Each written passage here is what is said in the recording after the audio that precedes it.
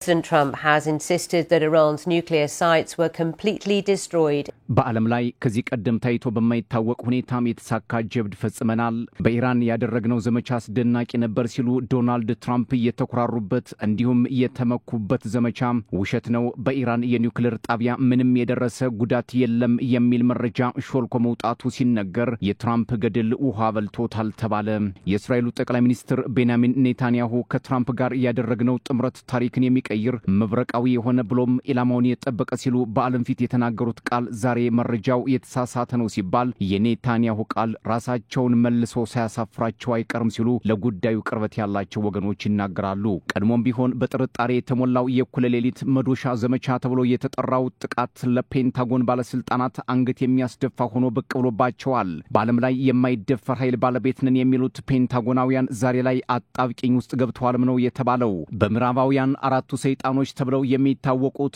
ኢራን ቻይና ሩሲያና ሰሜን ኮሪያ የፔንታጎን ባለስልጣናትን ሲያስጠነቅቁ ወደ ጦርነቱም ይገባሉ እየተባለ ዓለም ሲታመስ መቆየቱ የሚዘነጋ አይደለም የኢራን ባለስልጣናትም ከብራሰልስ እስከ ሞስኮ መመላለሳቸው ሁኔታውን አስጊ አድርጎት ቢገኝም ዛሬ ላይ ከፔንታጎን ሾልኮ የወጣው መረጃ የመካከለኛው ምስራቅ የትራምፕ ልዩ መልእክተኛ ስቲቭ ዊትኮፍ የወጣውን የደህንነት ግምገማ በሀገር ላይ የተቃጣ ክህደት ሲሉ ጉዳዩን አጥብቀው መኮንናቸው ምን ያህል የአሜሪካ ብሔራዊ ደህንነት አደጋ ላይ እንደወደቀ አመላካች ነው የሚሉ እንዲበራከቱ በር ከፍቷል በአሜሪካና እስራኤል የተቀነባበረ ውሸት በሚል አሁን በዓለም ላይ መነጋገሪያ የሆነውና ሾልኮ ወጣ የተባለው መረጃ ከሩሲያ ባለስልጣናት ከባድ ትችትን እያስተናገደም ይገኛል በተባበሩት መንግስታት ድርጅት የሩሲያ አምባሳደር ቫሳሊያ ኔቤንዚያ ዋሽንግተንና እስራኤል የውሸት መረጃ በመስጠት ዓለምን እያጭበረበሩ ነው ሲሉ መውቀሳቸው ተሰምቷል ኔቤንዚያ በተባበሩት መንግስታት ድርጅት የጸጥታው ምክር ቤት ላይ በኢራን ላይ የተደረገውን የኒውክሌር ጥቃት ዓለም አቀፍ ሕግን የጣሰ ነው ሲሉ አውግዘው በራዲዮ አክቲቭ የተቃጣ ግልጽ ጥቃት ሲሉ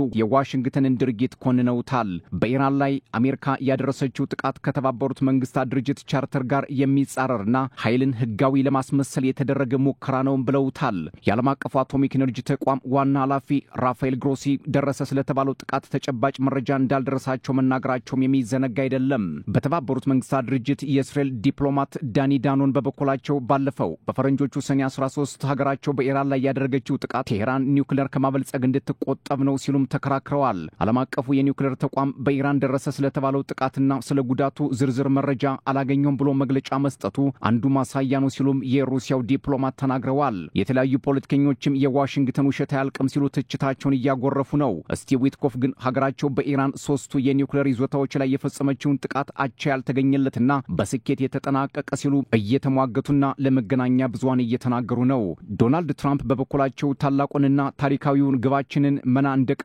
ለማሳየት የሚወጡ መረጃዎች በሙሉ ፍሬቢስ ናቸው ሲሉም ተናግረዋል የፔንታጎን ግምገማ እንደሚያሳየው አሜሪካ በኢራን ላይ የፈጸመችው ጥቃት የኒውክሌር ጣቢያዎችን አላወደመም የሚለው በፖለቲከኞች ዘንድ የተለያየ መላምት እንዲኖርም አድርጓል አንዳንዶች አሜሪካ በመካከለኛው ምስራቅ የምታደርገው ዘመቻ የከሸፈ መሆኑን የሚያሳይ ነው ሲሉ ሌሎች ደግሞ አሜሪካ የሀገራዊ ደህንነት አደጋ ውስጥ ናት ሲሉ ሌሎች በበኩላቸው የአሜሪካ ባለስልጣናት እርስ በርስ ግንኙነታቸው በሚስጥር መጠበቅ ጉዳይ ላይ ክፍተት እንዳለባቸው ያሳያል ይላሉ ሆኖም እነዚህ መላምቶች ከያቅጣጫው ቢወረወሩም ነጩ ቤተ መንግስት ግን በጉዳዩ ላይ አስተያየት ከመስጠት ይልቅ በስተት የተሞሉ መረጃዎች ሰነፎች የሚያራግቡት ወሬ ሲል ውድቅ አድርጎታል ታሪካዊውን ወታደራዊ ተልኮ የሚያጠለሽ ሲልም ተችቶታል ነጩ ቤተ መንግስት አልጀዚራም የሲኤንኤን ኒውዮርክ ታይምስና የዋሽንግተን ፖስትን ዘገባ ጠቅሶ እንዳስነበበው የፔንታጎን መከላከያ ደህንነት ተቋም ፔንታገንስ ዲፌንስ ኢንተለጀንስ ኤጀንሲ ወይንም ዲአይኤ ደረስኩበት ያለው ግምገማ እንደሚጠቁመው አሜሪካ አሳካውት ያለችው ጥቃት ከእውነት የራቀ ነው ሲል መግለጫ ሰጥቷል ለጉዳዩ ቅርበት ያላቸው ወገኖች ለሲኤንኤን እንደተናገሩት አሜሪካ የኢራንን ኒውክሌር ማብለያ ጣቢያ አለማውደሟን ነው ሌሎች ደግሞ ኢራን አሜሪካ ከማጥቃቷ በፊት በደረሳት መረጃም የዩራኒየም ማብለያዎችን ቀድማ ወደ ሌላ ስፍራ እንዳዛወረቻቸው ይናገራሉ ትራምፕም ናታንዝ ፎርዶንና ኢስፋሃንን ማውደማቸውን ገልጸው ሲኤንኤንና ኒውዮርክ ታይምስ የሚያናፍሱት ወሬ መሰረተ ቢስ ነው እያሉም እያስተባበሉ ነው ከሁለት ሳምንት በላይ የዓለም ፖለቲከኞችን መሪዎችን ኔቶንና የአውሮፓ ህብረትን ጨምሮ ሲያስጨንቅ የቆየው የኢራንና እስራኤል ጦርነት ብሎም አሜሪካ ወደ ቀጠናው በመግባት መሳተፏ ውጥረት ፈጥሮ መሰንበቱም ይታወሳል ከዚህ በኋላም ዶናልድ ትራምፕ ኢራንና እስራኤል የተኩስ አቁም ደርሷል ማለታቸውም የተለያዩ ሀገራት መሪዎች የተኩስ አቁም ስምምነቱ መልካም ነው ሲሉ አወድሰውት ነበር ስምምነቱንም በደስታ ከተቀበሉ ሀገራት መካከል ሳውዲ ቀዳሚ ነበረች በመካከለኛው ምስራቅ ያለውን ውጥረት ለማርገብ የሚደረገውን ጥረት እንደምትደግፍ በውጭ ጉዳይ ሚኒስቴር መስሪያ ቤቷ በኩል አስታውቃ ነበር ሳውዲ በሌላ በኩል የዮርዳኖስ ውጭ ጉዳይ ሚኒስቴር መስሪያ ቤት የጀርመኑ ፍሬድሪክ ሜርዝና ፔስኮቭና ሌሎች ፕሬዝዳንት ዶናልድ ትራምፕ በኢራንና በእስራኤል መካከል ያቀረቡትን የተኩስ አቁም ስምምነት ደግፈውት ቢቆዩም የክሬምሊን ቃል አቀባይ ዲሚትሪ ፔስኮቭ እንዳሉት ሞስኮ የተኩስ አቁም ስምምነቱ የጸና እንደሚሆን ተስፋ ታደርጋለች ቢሉም ተደረሰ የተባለው ስምምነት ጀንበር ሳትጠልቅ ውድቅ መሆኑ የሚዘነጋ አይደለም። የተኩስ አቁሙ አብሳሪ የነበሩት ትራምፕ ቆየት ብለው እስራኤልና ኢራን የተኩስ አቁም ስምምነቱን ጥሰዋል ሲሉ ይፋ አደረጉ። የፖለቲካ ተቾችም በኢራንና እስራኤል ተኩስ አቁም ይደረጋል የተባለው ስምምነት መክሸፉን ተከትሎ ትራምፕ ጀመሩት ትራምፕ ጨረሱት ሲሉ በነገር ሸንቆጥ አደረጓቸው። አሜሪካ ሙሉ በሙሉ አወደምኩት ያለችውን የኢራን የኒውክሌር ጣቢያ አሁን ላይ በሚወጡ መረጃዎች እውነትነቱ ፈተና ላይ መውደቁንም ተከትሎ የነጩ ቤተ መንግስት ባለሟሎች ካፈርኩ አይመልሰኝ በሚል ማስተባበላቸውን ቀጥለውበታል። የፕሬስ ሴክሬታሪዋ ካሮሊን ሌቪት ለሲኤንኤን በሰጡት መግለጫ 14 እያንዳንዳቸው 30,000 ፓውንድ የሚመዝኑ ቦምቦች መውደቃቸውን ሁሉም ያውቃል። ይህ ምን ያህል ጉዳት ሊያደርስ እንደሚችል መገመትም አያዳግትም። እናም ኢላማውን የጠበቀ ሙሉ በሙሉ ውድመት ነው የተፈጠረው ሲሉ ተሟግተዋል። አሁን ላይ አሜሪካ የገጠማትን ችግር የተለያዩ መገናኛ ብዙሃንም ዋሽንግተን የመረጃ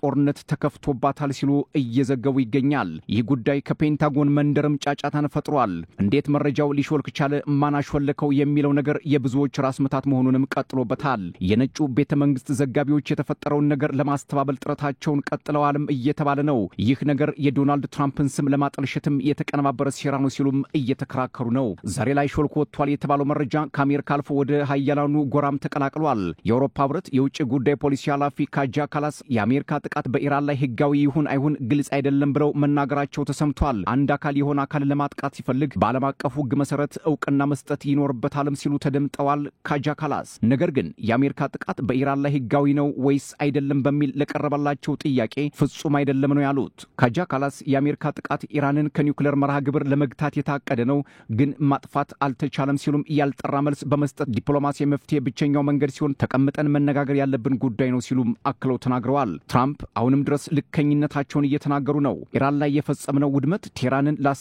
ዓመታት ወደ ኋላ መልሰናታል ማለታቸውን ቢቀጥሉም ሾልኮ የወጣው መረጃ ግን የትራምፕን መረጃ ውድቅ አድርጎታል። ዶናልድ ትራምፕ ለ10 ዓመታት ያሉትን መረጃም የተሳሳተ ነው፣ ኢራን ለወራት ያህል ብቻ ነው ከኒውክሌር መርሃ ግብሯ ልትስተጓጎል የምትችለው ሲል ገልጿል። ትራምፕ በኢራን ላይ ድል አድርገናል የሚለውን ብስራታቸውን ለዓለም ሲያስተጋቡ ከሶስቱ አካላት አንዱ የነበሩት የመከላከያ ሚኒስትሩ ፔት ሄግሴት ዘመቻው ጥንቅቅ ያለ በድል የታጀበ መሆኑን አሁንም ከመናገር አልተቆጠቡም። እንደውም የፖለቲካ ፍላጎት የታየበት ሲሉ ወቅሰዋል። ሄግሴት የፖለቲካ ፍላጎት የታየበት ነው ብለው መናገራቸው ዲሞክራቶችን ለመሸንቆጥ የተጠቀሙት ቃል ነው ሲሉም ፖለቲከኞች ነገሩን ሰንጥቀውታል። በሌላ በኩል የኢራን የፖለቲካ ምክትል ዳይሬክተር ሐሰን አቢዳኒ አሜሪካ ኢላማ በማድረግ አውድሜዋለሁ ያለችውን ቁሳቁስ አስቀድመን ገሸሽ አድርገናል፣ የዋሽንግተንና ቴልአቪቭን የማወናበድ ልማዳቸውን ሰብረናል ሲሉ መናገራቸው ለዓለምና ለዋሽንግተን ፖለቲከኞች ጆሮአቸውን የሚበሳ ጦር ሆኖባቸዋል ነው የተባለው። ኔታንያሁ በበኩላቸው በኢራን ላይ ያደረግነው የኒውክሌር ማብለያ ጥቃትና በሚሳኤል ግምጃ ቤት ላይ ያደረስነው ጉዳት ከስኬት በላይ ነው ሲሉ መሟገታቸውንም ቀጥለዋል። ፖለቲከኞች ግን ኔታንያሁ ስህተታቸውን ለመደበቅ የሚያደርጉት ገለጻ ነው ሲሉ ተቃውመዋቸዋል። የዓለም አቀፉ አቶሚክ ኤነርጂ ተቋም ዋና ኃላፊ ራፋኤል ግሮሲ ኢራን የማይካድ የኒውክሌር መርሃ ግብር እንዳላት ገልጸው ጉዳዩን ለማጣራት ግን እየሰራ ነው ብለዋል። በመጨረሻም ከሁለት ሳምንት ጥቃት በኋላ በቴህራን የኢንተርኔት አገልግሎት መመለሱን ቢቢሲ ማስነበቡ የክሬምሊን ቃል አቀባይ ዲሚትሪ ፔስኮቭ በኢራን ላይ የኒውክሌር ጥቃት ማድረግ ከዓለም አቀፉ የአቶሚክ ተቆጣጣሪ ቡድን ጋር እንዳትተባበር የሚገፋ ነው ማለታቸው፣ የአውሮፓ ሀገራትም እስራኤል በኢራን ላይ ያደረገችውን ጥቃት መላው ዓለም ማውገዝ አለበት የሚሉ መረጃዎች መውጣታቸው የዛሬው የአሜሪካ የእስራኤልና ኢራን ጉዳዮች ሆነው ውለዋል።